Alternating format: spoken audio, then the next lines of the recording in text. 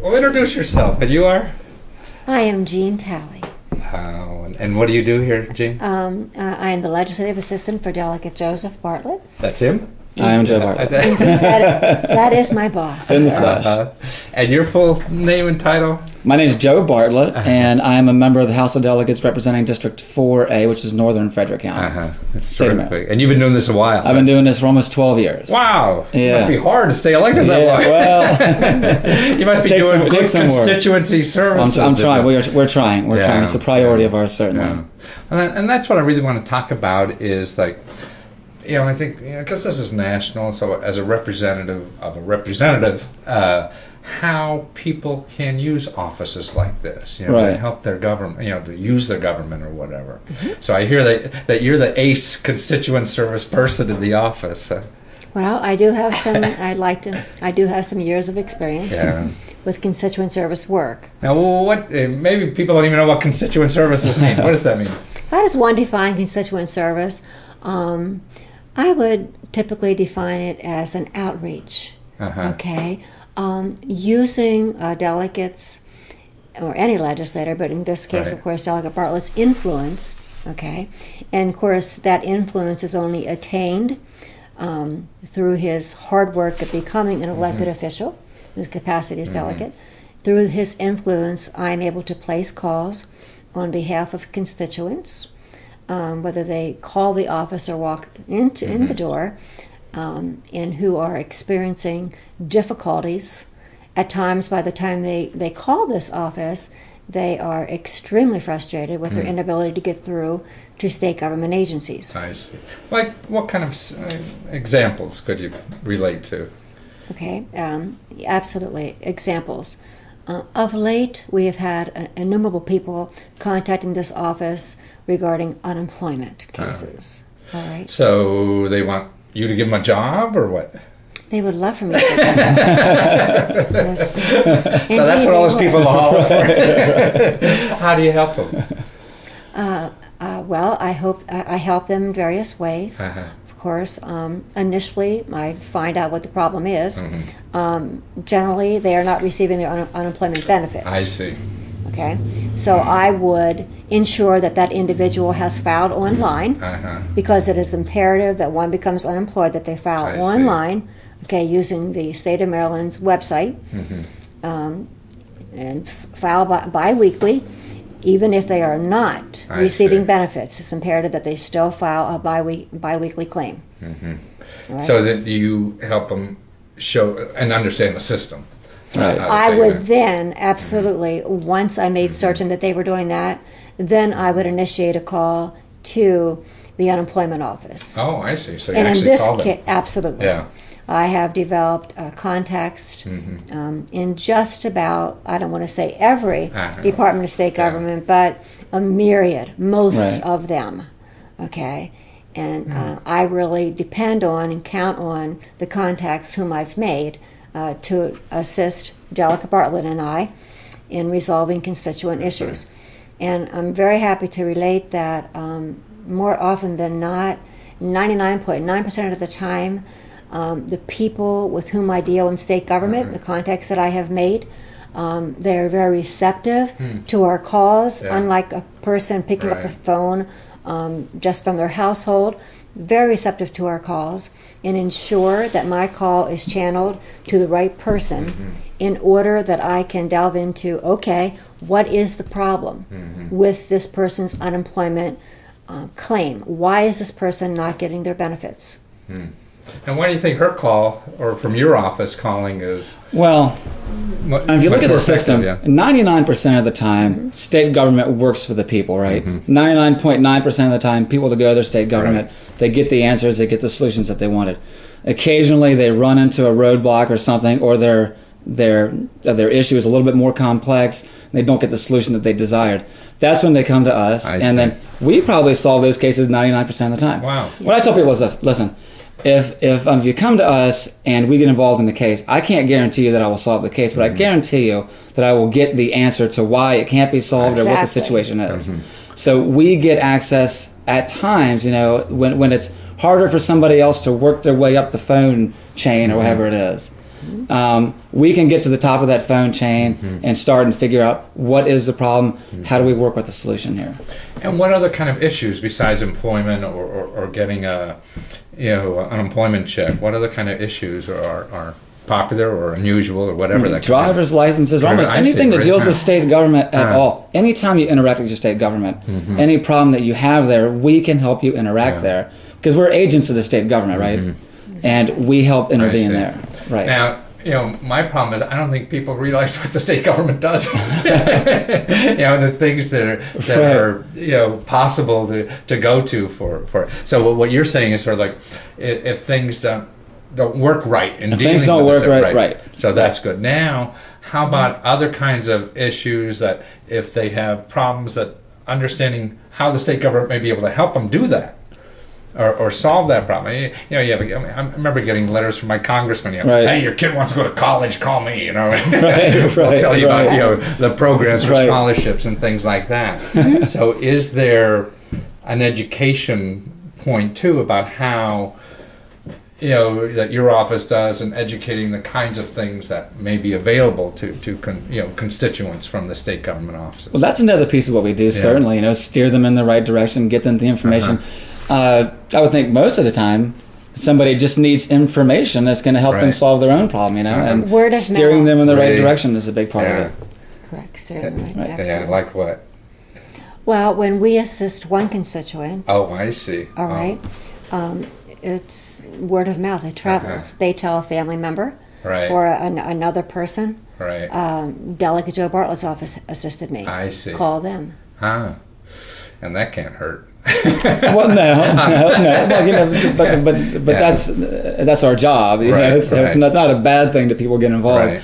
We run a lot of cases through this office, I think, and I think it's because the word is out that we're responsive and we know what we're doing, and Jean knows what she's doing, and we've been developing these contacts over 18 years for Jean, over 12 years for me. So we just know a lot of people in state government. We know the systems and the way that they work and how to make the system work for you. So would it be other problems? We talked a little bit beforehand. I mean, say like a housing problem or any issues like this. I mean, would your office be logical to touch base with to see, that you may know something in the state government to help something like that? When you say housing problem, are you referring to somebody who is homeless? Well, either way. I mean, whether you're homeless or you can't pay a mortgage or you're looking for your first house. Absolutely. Yeah. We would absolutely contact agencies within state government, to direct them, to help them. And typically what I will do is I will place calls to the departments, the proper agency, and have that executive director, that manager. It's important to go to the top and have that person in leadership role call them, because they have far more information, and give them all the information than I. But by this office initiating the call, I may be assured that the person will get the information that they need. Well, now, even something like in the business community, do you also do the same kinds of things for, somebody wants to expand their store down the street or something like that, and what help may be available to do that? As a matter of fact, funny you'd ask. In this pile, we have 2 letters. Really? Yes. What is this pile? This pile is constituent work, that this office has resolved. Wow. Oh, this is just... That's just today, huh? In this pile, we do have 2 letters. One from a business owner in the town of Newmarket, and another outside of Delegate Bartlett's district. But the gentleman who wrote us from the town of Newmarket, his business is regrettably feeling the crisis of the economic climate. And he has written to Delegate Bartlett seeking out any and all programs that might be available to him. I see. All right. And were you able to steer him, or was it still in the mix yet? It's in the... I need to address it. So that's a normal kind of...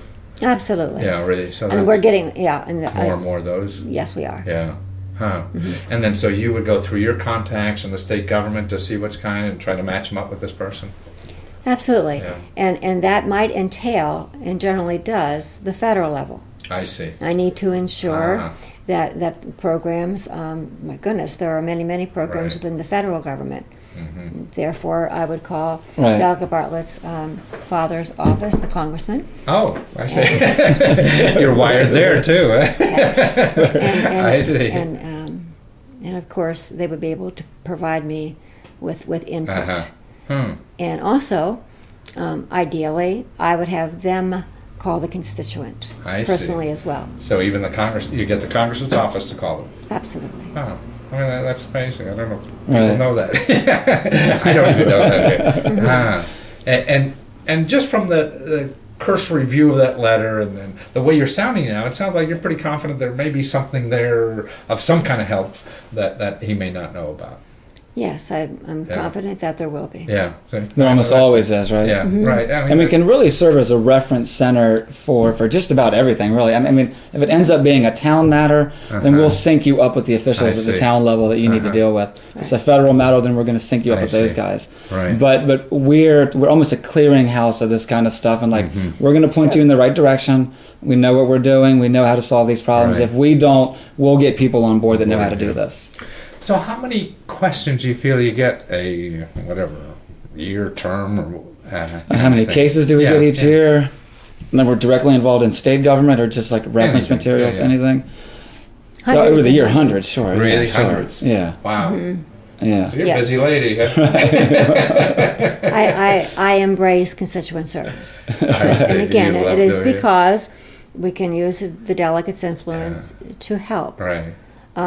Because again, when people call here, they're really at a loss.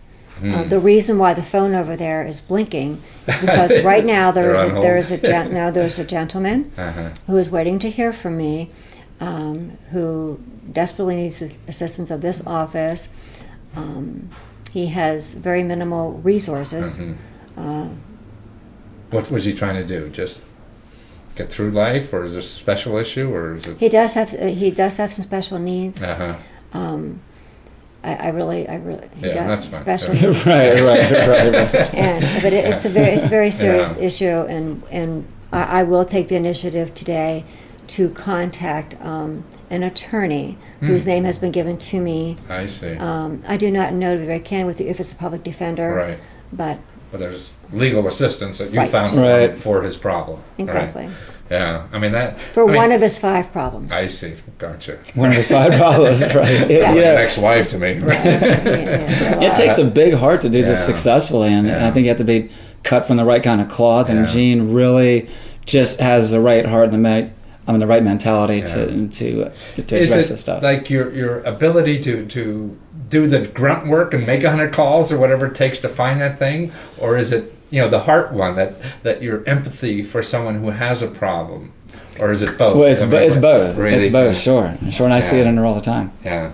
It is both. I clearly it does take some compassion to really want to delve into it. Yeah. Well, to have the motivation, resolve that's what I find. it. Yeah. But I consider it a challenge. Okay. And I like Delegate Bartlett. We welcome the challenge. Well, we both work these things. I mean, primarily when it gets, if it gets to the level where doors are getting closed to Gene, that's when I'll step in and make sure that the doors are going to get back open again, and people are going to get the answers that they need. So, generally speaking, she's very, very efficient at doing this. Right. He's the bad cop, you're the good cop. There have been times when I feel that I'm not making as much progress as I should be, and I will appeal to Delegate Bartlett to make the call on his own, and he does. Now, of your staff, I mean, this is it, by the way. Really? Yeah. So this is State legislator gets on the House side. Basically, we get one full-time person, and then yes, exactly, yeah. And how much of your time is devoted to constituent services? I would say 75%. Wow. Yeah. We have our annual session every year, and during that period, we do have another staff member. I see. We get an intern anyway, and we usually get like a phone answering type administrative person that we have to help out during this. Do you have an office on the Capitol too? Yes, sir. Yeah. Yes, sir. Yeah. January through April, we are there full time. Mm-hmm. So you have to commute? Well, as an assistant, and all the assistants are in this. We make a choice. Yeah. We either commute or we elect to stay there. Oh, I see. And we, oh. and we find Which ways. is at their expense, by the way. Oh, I see. No kidding. Yes. Wow. And I have found a townhouse for this year. Oh, really? Oh, Good awesome. for you. I hadn't even heard about that. I think we just broke some news. So tell us some other kind of little stories that you love. I mean, you must have your cocktail stories that you have to tell people about. Hey, this guy came in and he needed this or whatever. You got some favorites? Absolutely, I do. One in particular that comes to my mind is a young man who walked into this office approximately 4 months ago. Uh-huh. And he had his first regrettable an offense. It was a DUI back in 2007, and here we are, 2009. Right, yeah. All right, and this young man was 25 years of age, and here again, he had fulfilled all of his obligations with MVA, and yet they were not willing to give him his license back, to reinstate his license. And wow. It's what happens there is that I guess the amount of work that a certain office gets in this particular department can at times be overwhelming because the state has had to cut back on the numbers of employees. And when one gets themselves in a situation where they've lost their license, it is necessary for them to complete a packet of information. That packet of information there's a lot of it.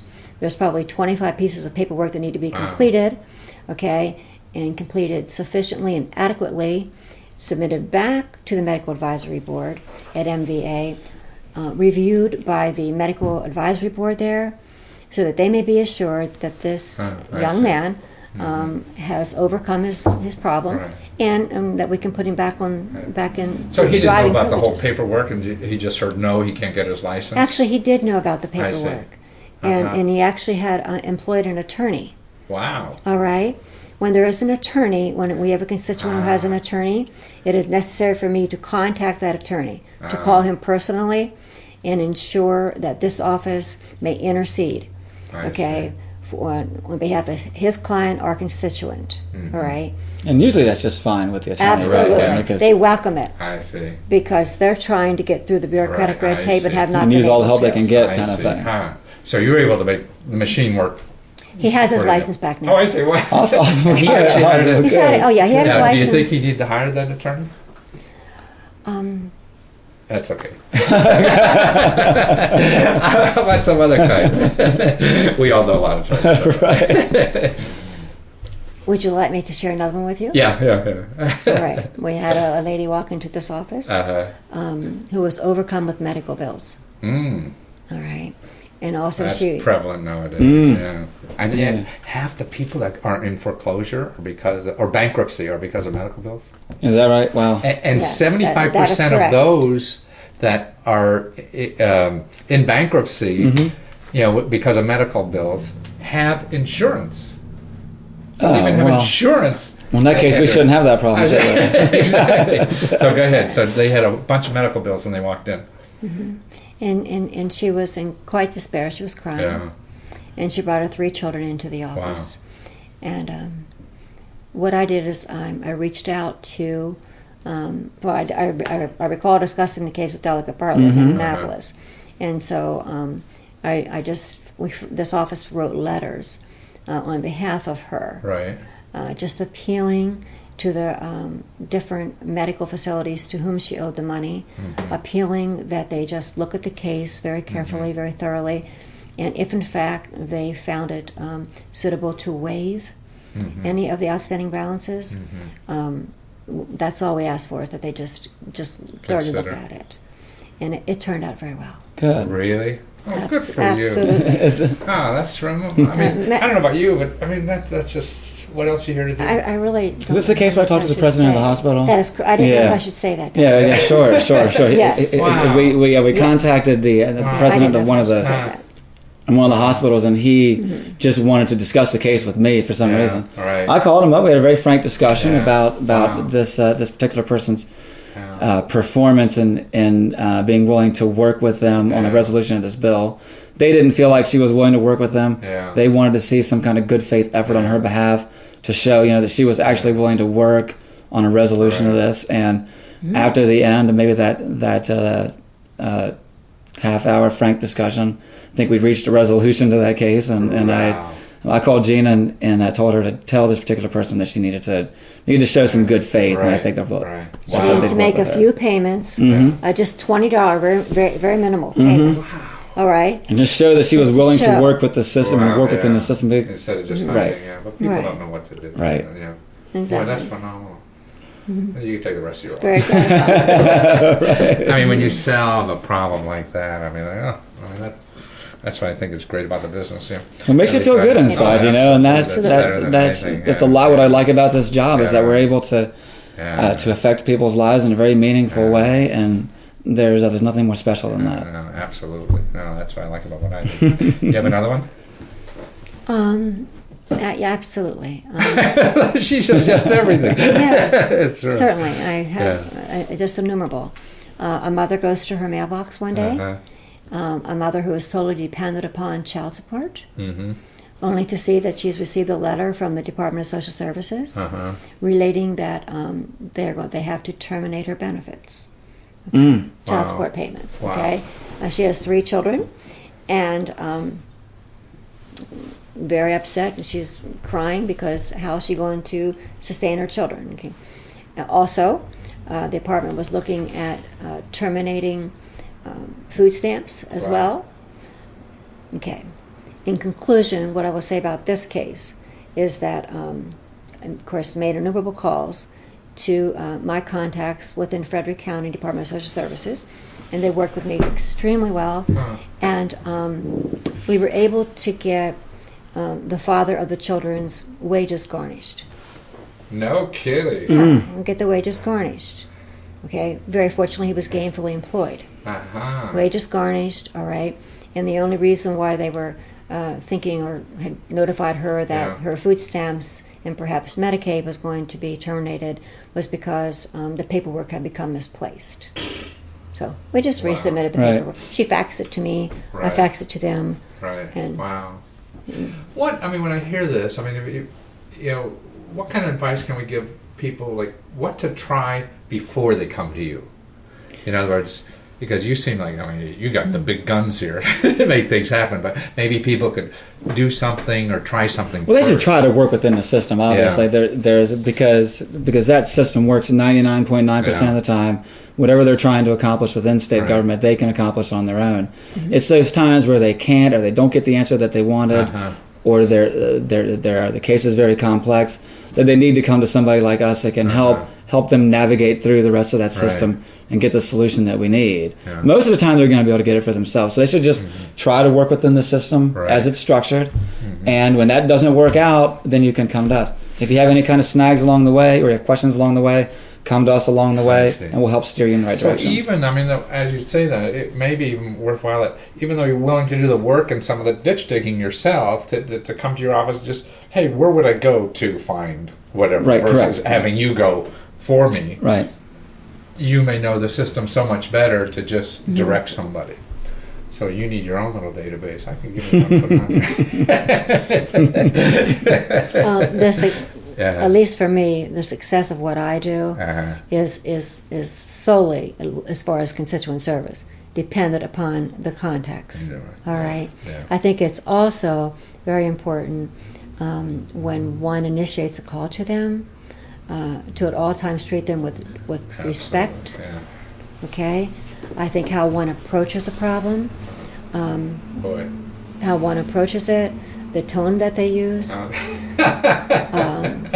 I've had bureaucrats get very, when I ask for a supervisor or manager, I've had bureaucrats they can be defensive. who are not pleased with that. I, however, have a job to do. And it is my job to do as much as I can, for the person, the constituent who needs the assistance. That is with no disrespect to that bureau. Well, we're dealing with people, right? Right. So you interact with these people. They're just people just like everybody else. See, the average person calls up and gets treated like that, and they're going to hang up. And, Sure. That's it. And it's gone. That's right. And that relationship is severed, and it's hard to get that back together. And then you'd have people that aren't motivated to try to help you. Try to keep everybody motivated to try to help you. And they're there to help you. And if you treat them with respect, they're going to keep helping you. And that's what, watching you, I mean, they hear that, from your mouth that, I mean, you're saying, I'm here to help you and want to help you. Right. Like, I'm from the government and want to help you. Right. And that's not a I don't think a lot of people understand that. Exactly. Yeah. They don't think that we're here to help them. We're here to tell them no. Right. We're not here to tell them no. We're here to tell them yes, as a matter of fact. We welcome helping. Yeah. So, it's, I mean, I grew up in a little town, I guess, like this, but away from Washington. We're a little biased being in the Washington area a little bit, so knowledge of government. But out there in the hills, man, they think government's the IRS, Division of Motor Vehicles, and that's it. They don't know what they do. They don't know what the different positions are. Right. They don't know how somebody can help. Right. But once they get involved a little bit, we'll tell them how we can help and how other agents of government can help them as well. And you feel, well, your dad's a congressman on the federal level, so you're on the state level. So, I mean, and this is the system, state, federal, local. This is exactly how it works everywhere. Everybody's here to help people. I mean, we're all. I am. I'm directly accountable to the voters.